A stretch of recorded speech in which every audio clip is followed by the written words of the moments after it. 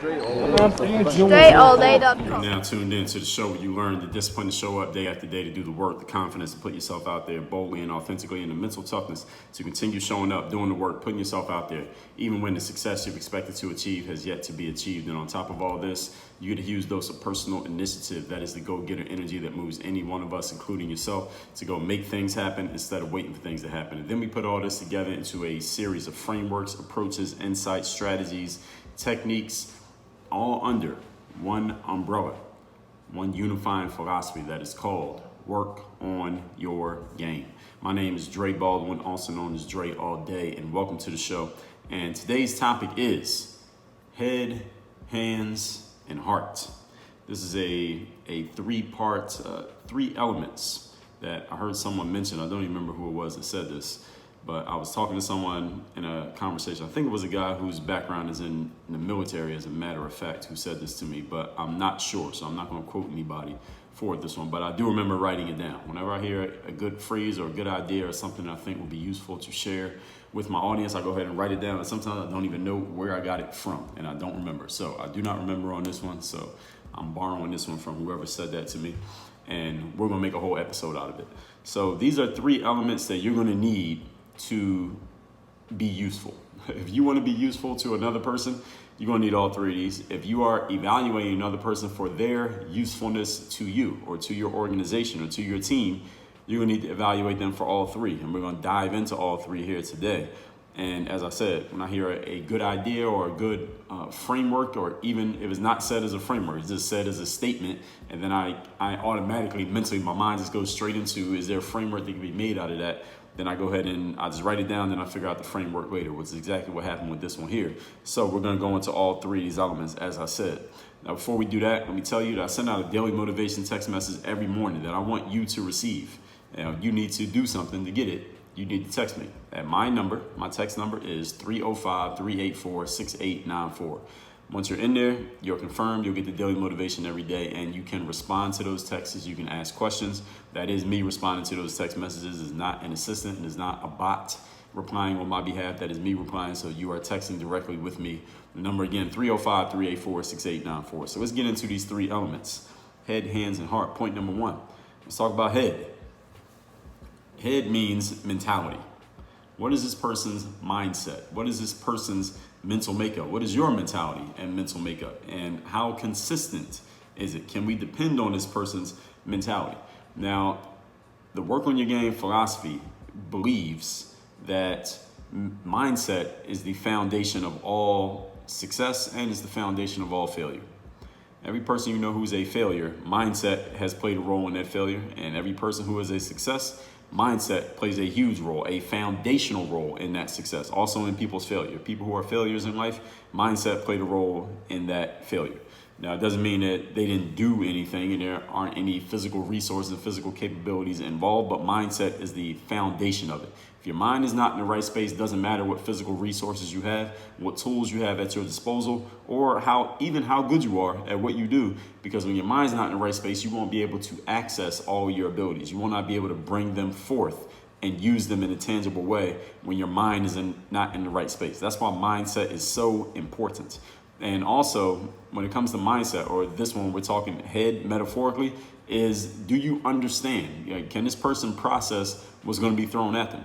This is why any of you who follow football, you know, when a quarterback, for example, is being evaluated in football, they do this with all positions, but the quarterback's the most important one, because the quarterback in football has to know everything that's going on. They need to know everything the other team is doing on defense. They need to know everything that their team is doing on offense, and every role of every player on the field on offense, so they can direct traffic and tell everybody what to do on every single play of the game. Football teams do deep mental evaluations on any player that they are considering for the position of quarterback, because of how much processing a quarterback needs to do every single game, every single play, as a matter of fact, over the course of a season and over the course of a career. And if a team decides that a certain quarterback prospect doesn't have the mental processing skill to do all the processing necessary to succeed at the NFL level, that team will pass on that quarterback, even if that individual has a lot of physical ability. Or maybe they'll take them and then ask them to play a different position.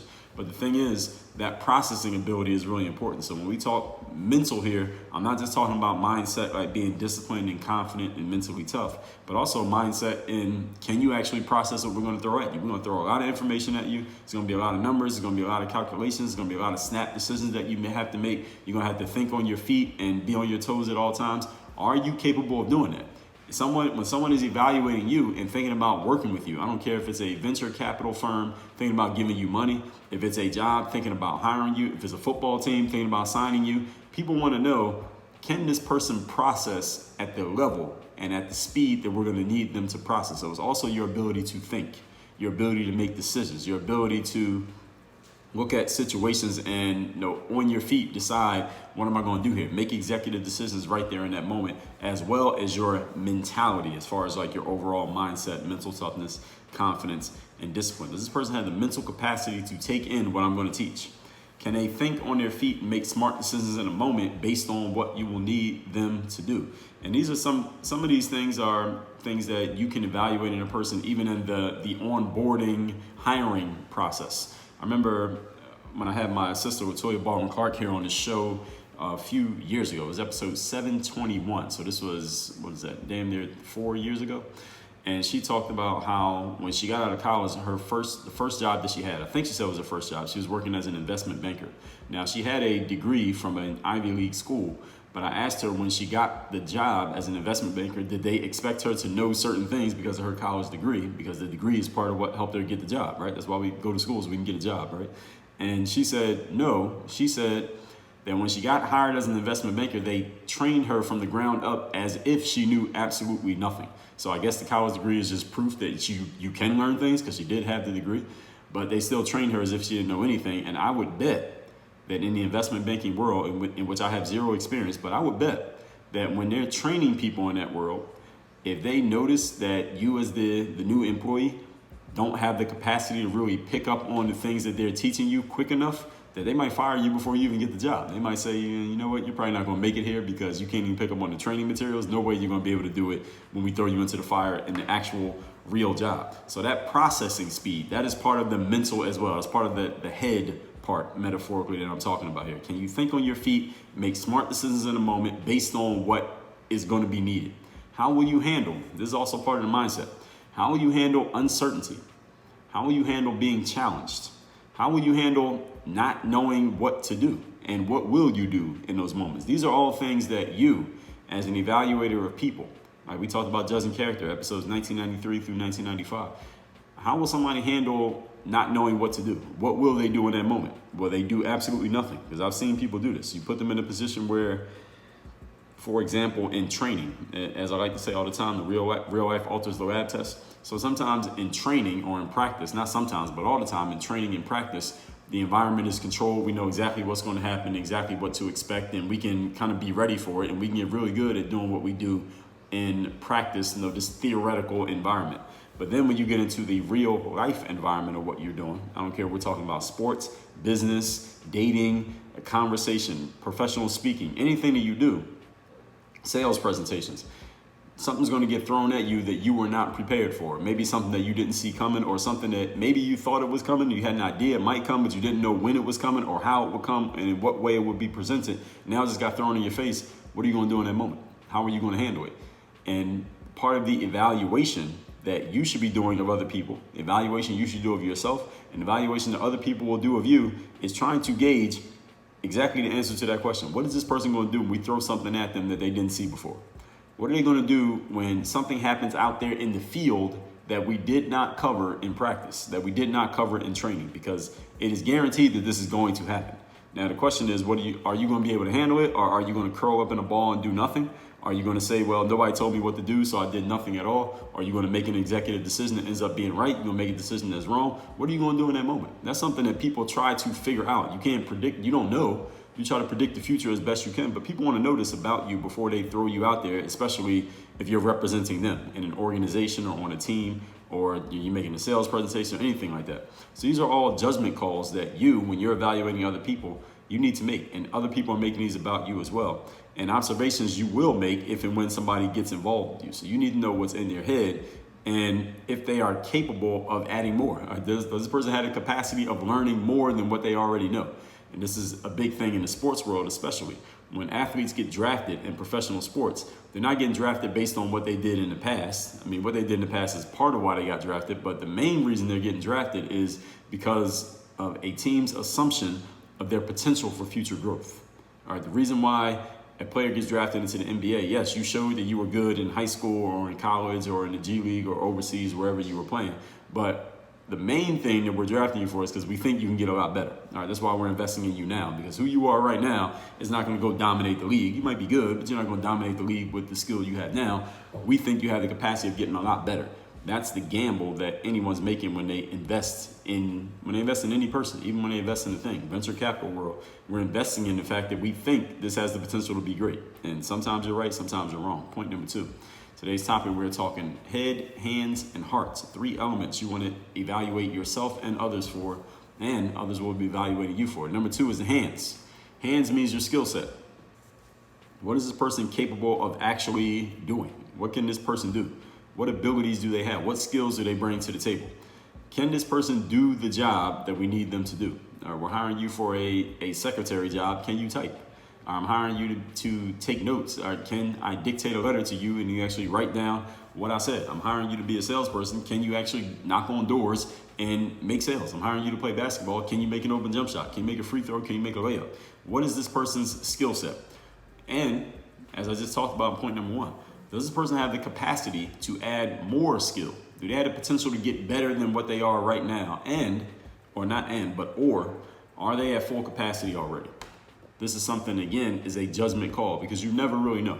You can't predict if a person is going to get better. You could look at someone and say they had a potential to be great. Just because someone has a potential to be great doesn't mean they will actually become great. Can we agree? And you look at someone and say, well, I think they have pretty much maxed out on who they are. And just because you say that and you think it, even if you're an expert, doesn't mean that you're right. A person could show you something that you didn't think they had later on down the line. So this is a little bit of a gamble that you're making here, but you want to try to make as educated a guess as you possibly can. Is this person at their capacity already, or do they have the capacity to get better? What job can you give someone right now today that they can do really well, and what jobs would they be capable of taking on if you wanted to give them more? All right, this person, can they take on more than what they have now? And actually, what could they do right now where they are? Do they have the capacity and the ability to actually do something right now? In the professional sports world, I told this story a few weeks ago of Kevin Garnett, who was a retired pro basketball player, Hall of Famer now. He just went into the Hall of Fame in the same class as Kobe Bryant and Tim Duncan this past year. And Kevin Garnett, when he was in high school, he was thinking about possibly skipping college and going straight to the NBA. Because at the time, he was trying to make sure he qualified to play in college. Because if he didn't qualify academically, then he wouldn't have been able to play his first year. And therefore, he was just going to take the NBA route because he didn't feel like he had another choice. But he ended up qualifying. And what Kevin Garnett, he told this story in his book, was that he was playing pickup basketball with some guys who were in the NBA, and some NBA scouts and people who knew things about the NBA were watching this pickup game, and they saw Kevin Garnett play.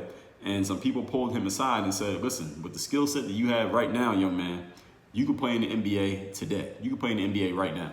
And Kevin Garnett relayed that story, that when people told him that, it started to put in his mind that, you know what, maybe I can do this high school to the NBA thing, because it had been years. It had been over a decade since anyone had done it before Kevin Garnett did it. He did it in 1995. Then the following year, you got Kobe Bryant. The year after that, you got Tracy McGrady. Then in future years, you got other guys like LeBron, etc. But nobody had done it for a while before Kevin Garnett did it. So people were looking at it and wondering, is this guy even going to be able to do it? They weren't sure, but he was sure because he heard from some people who told him, look, with the skill set you have today, this is what we're talking about hands, you are capable of performing in the league right now. And because he was young, the gauge was, the big gamble was, he has the potential to get even better. But this also applies to the mindset, because if someone doesn't have the mindset to do the work, then even if they had a potential, doesn't mean they're actually going to do it. So you got to put all of this stuff together. And we didn't even get to the third point yet. So this is what sports teams are always asking themselves when they draft a player. How much better can this player get, or how close to their ceiling is this player already at? And if they are close to their ceiling, is that good enough? Remember an agent that I had when I was in Germany, he was telling me about, because he had a few clients who were playing in Germany, a few guys that I knew, American players. And I remember one day I was talking to the agent, just me and him, and he was discussing one of his other clients, a guy that we both knew. And one of the things that he said to me, this agent, was that, well, look, Dre, some teams may be interested in picking you up because they believe, because of your age, that you have the capacity to get better, that you can actually improve from the player that you are today. You can get better, when you're on the right team and put into a certain role. Whereas other guys, and he referred to one of his other clients who was a little bit older than me, and he was just a certain type of player. He said, well, this guy, he just is who he is at this point. All right, whatever he does, that's pretty much what you're going to get from this guy. But people might be looking at you as someone who might be able to get better moving into the future. And I actually agree with his assessment. The player he was talking about, I think, was pretty much who he was. And I also believe I had the ability to get better because I was always working on my game and improving. So this part is the hands. All right, how much better can this person get, and how good are they right now if they don't get better? Point number 3, today's topic, we're talking heart, head, hands, and heart. 3 elements needed to evaluate a person, and evaluate where they could possibly go, how they could help you or not. This third one is heart. Heart is about a person's spirit, their energy, passion, their courage. How much of each do they have? What would this person do the first time that they get challenged? All right, how do they deal with setbacks? How will they deal with failure? How will they deal with someone telling them no? How will they deal with things not working in their favor? How does this person handle it, or how will they handle it when they're admonished, when they fail publicly, or when they realize that the job that they signed up for is a lot more work than they originally thought it was? This is all part of heart. So you think of someone, again, like Kevin Garnett. People saw him playing and said, all right, this guy has the physical capabilities, that's the hands, of playing in the NBA right now. But they also wanted to know, all right, what's in this guy's head? All right, is he a head case? Is he the type of person who somebody challenges him, he's going to go get into the NBA and get in fights? Is he the type of person who's going to go do stupid stuff off the court and be a headache for the team? Is he mature enough to deal with having a whole bunch of money and being 18 or 19 years old and having a whole bunch of time on his hands in between practices and games? Is he going to do anything stupid, again, away from the court, outside of the game, that messes up our investment? That was the head part. Now, they understood the hands part, then they also need to know the heart. All right, does this person have the energy? This kid had the energy to go from playing 30 games a year in high school, where the games are at 32 minutes, to playing 82 games a year in the NBA, where the games are 48 minutes, and you're playing against the best players in the world, grown men, where you were used to playing against kids who you could easily just overpower because you had more athletic ability than them. How is he going to respond to that challenge?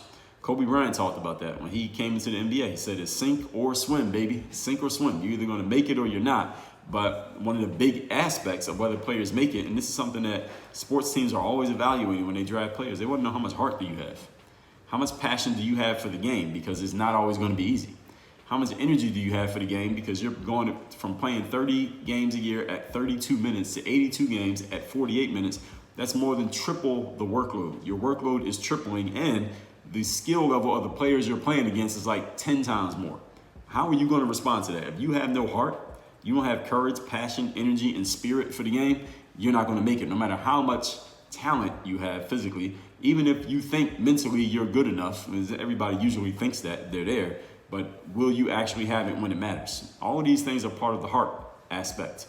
And every other aspect of life, people want to know this, especially areas where there's going to be challenges, like entrepreneurship, like a relationship, like certain jobs that are very challenging. People try to tell you as much as they can, look, these are the challenges that are going to come up. These are the things that are going to happen. Here's what's going to be asked of you. Here's some times where things are not going to work out. People will try to warn you as much as they can. Here are the things that you're going to run into along the way, and try to gauge from you your responses. How are you going to deal with that? How are you going to respond to that? What are you going to do? I'll give you another example from the basketball world. In the 2007 NBA draft, the top 2 players that were being evaluated for possibly the number 1 pick were 2 guys by the name of Greg Oden, coming out of Ohio State, and this guy named Kevin Durant, coming out of the University of Texas. And according to what I've read about that draft, is that when teams interviewed Kevin Durant, because only like the top few teams in the draft interviewed Durant because everybody knew he was going either number 1 or number 2 in the draft. When they interviewed Kevin Durant, and they would just ask him about his competitiveness and what was his outlook on going out there and competing and playing basketball, that the answers that Kevin Durant gave really tipped some people off, like this kid is going to be special, because he just talked about wanting to compete and wanting to destroy the other team and just wanting to be the best player out there and wanting to do all the things that would make him great. Now, of course, there are many people who would say those things and don't actually live up to them, but people said that when they heard Kevin Durant say these things to go along with his hands, his physical abilities, and he was explaining his mentality and also the heart that he displayed in his performance at college, they said, all right, this guy he's going to be special. Even though this other guy, Greg Oden, he might be special too, because he was 7 feet tall, and people his size with his ability didn't come around that often. In the long run, Kevin Durant ended up being a better player. Greg Oden ended up pretty much out of the NBA because he just couldn't physically stay healthy. But this heart part, his spirit, the energy, the passion, the courage for the game. A lot of people who I have, and you have as well, maybe you haven't looked at it this way, but who have been looked at as, man, this person, people were talking about them becoming special and they actually did become special. People notice this heart part. This is the part that you can't really measure, but it's something that you can feel when you're around a person, when they have that kind of energy, that they are something special that is waiting to happen. That's the heart. And this is something, again, you can't measure it. There is no logical, tangible way to say, all right, this person's better than this person in this area. It's just something that you have to go off a feel with. You have to go off of your gut instinct with. And almost all of the people who ended up being special at what they did, somebody noticed that early. Now, it doesn't mean you can't become special if someone doesn't notice it at first, but the people who do become special, there was someone who noticed it way before everybody else noticed it. I've heard this in books I've read about people like Michael Jordan. I already mentioned Kevin Durant, Kevin Garnett, Kobe Bryant. I'm just thinking about athletes because I read these books where they talk about them, and everybody was saying this stuff way before the rest of the world caught on to them. This person has a certain spirit, energy, and passion for what they're doing that other people don't have, and then combine that with their abilities, that this is magic waiting to happen. Now, again, it doesn't always end up that way, but it always gets said when it does end up that way. You follow what I'm saying? So how does this person deal with, as I mentioned earlier, uncertainty? What about when they fail? How are they going to deal with that? Are they going to keep coming back and come back as strong as they showed up the first time? All of these are questions you want to answer. So let's recap today's class, which is head, hands, and heart. These are 3 elements needed for someone to be useful, let alone to be good, or let alone to be great. Number 1, the head is the mentality. Does this person understand the job? Do they have the mental capacity to learn what you're going to teach them? How will they handle being challenged, not knowing what to do? Can they make decisions on the fly in the moment? Number 2 is the hands. That is your physical, tangible abilities. What capabilities do you have? Can you do the job that we need you to do? Do you have the capacity to get better and take on more jobs moving forward? This is what, again, sports teams are always asking themselves when they draft a player. What potential does this player to get better? And what is their ceiling? How high can they possibly go? Number 3 is heart. Heart is your spirit, your energy, your passion, your courage. What would this person do the first time they are challenged? How will they handle it when they are admonished, when they fail publicly, when they realize that the job is a lot more work than they originally thought? How will they deal with uncertainty? How will they deal with failure? Again, public failure. How will they deal with these things? That's part of the heart and the spirit, and that's something that you cannot measure. There are no stats for it, but if a person doesn't have that, it doesn't matter how much physical tool they have, how many resources you supply them with, they're not going to keep showing up for the job. It's really all about, that is really the third day. This heart, spirit, energy, passion. Once you get the third day mentality down, the first part, that's the head. And then, of course, the hands part, I'm assuming you have some skill. That's why you're doing the job. The heart, the third day becomes more of a heart thing than a head thing once you understand what it is and you start actually enacting it.